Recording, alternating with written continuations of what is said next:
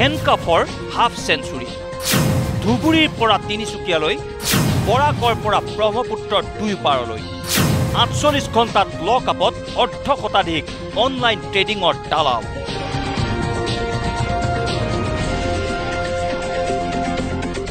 online ট্ৰেডিঙৰ জৰিয়তে ৩০% পৰ্যন্ত লাভৰ টোপ দি জনতাৰ কোটি কোটি টকা খোহা এটাৰ পিছত আনটো দালাল এতিয়া সোমাইছে লকআপত অনলাইন ট্ৰেডিঙৰ জৰিয়তে হাজাৰ হাজাৰ কোটি টকা লুটি বিলাসী জীৱন যাপন কৰা বিশাল স্বপ্ননীল ৰঞ্জিত ভাস্কৰ দীপাংকৰৰ পিছত আৰক্ষীয়ে আৰম্ভ কৰিছে ৰাজ্যজুৰি অভিযান ২৪% সুদ দিম বুলি দক্ষিণ কামৰূপৰ মিৰ্জাত টাইটান কেপিটেল নামৰ এটা প্ৰতিষ্ঠানৰ নামত এই তিনি দালালে ৫০০ কোটি টকা লুণ্ঠন কৰিছিল সেই ভুক্তভোগীৰ জালত পৰিল এই তিনি দালাল টাইটান কোম্পানী আছিলে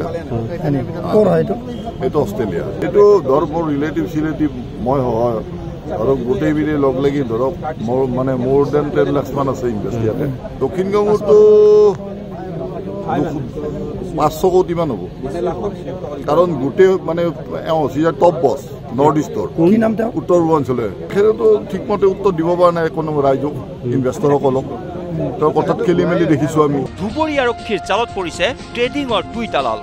শংকৰ কুমাৰ বিশ্বাস ৰফিকুল ইছলাম আৰু দীনেশ চন্দ্ৰ ৰায়ে মিলি ধুবুৰী বিভিন্নজনৰ পৰা ট্ৰেডিঙৰ নামত কোটি কোটি টকা আত্মসাৎ কৰিছিল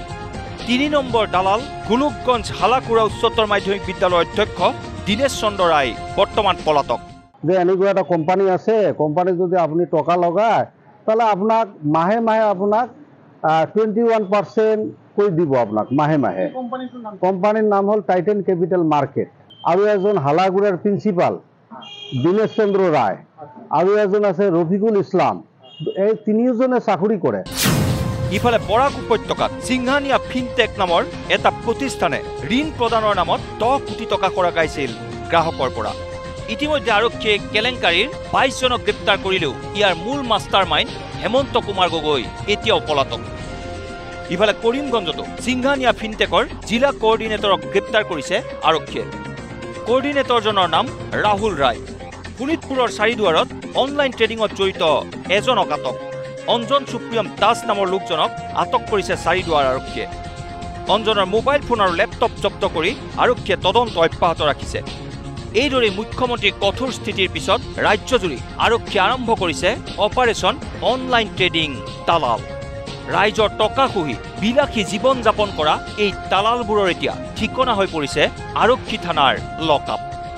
ইফালে বিশালৰ বিশাল সাম্ৰাজ্যত অভিযান চলাই আৰক্ষীয়ে তিনিচুকীয়াৰ পৰা গ্ৰেপ্তাৰ কৰিছে বিশালৰ সহযোগী এইটো অভিজিত চান্দক ইফালে দেৰগাঁৱৰ ট্ৰেডিঙৰ দালাল ভাস্কৰ বৰুৱাৰ জ্যেষ্ঠ ভাতৃ প্ৰাঞ্জল বৰুৱাক গ্ৰেপ্তাৰ কৰিছে আৰক্ষীয়ে নিজকে নিৰ্দোষী বুলি দাবী কৰি ট্ৰেডিঙৰ দালাল ভাতৃ ভাস্কৰক আত্মসমৰ্পণ কৰিবলৈ আহ্বান জনাইছে প্ৰাঞ্জলে মই নিৰ্দোষী সম্পূৰ্ণভাৱে নিৰ্দোষী মোৰ প্ৰমাণ আইনে দিব পাৰোঁ ভাস্কৰ কি ক'ব ভাস্কৰ আপুনি কি ক'ব সি য'তে আছে মুঠতে সোনকালে সি চাৰেণ্ডাৰ কৰক সেইটোৱে বিচাৰোঁ ব্যুৰো ৰিপৰ্ট নিউজ লাইভ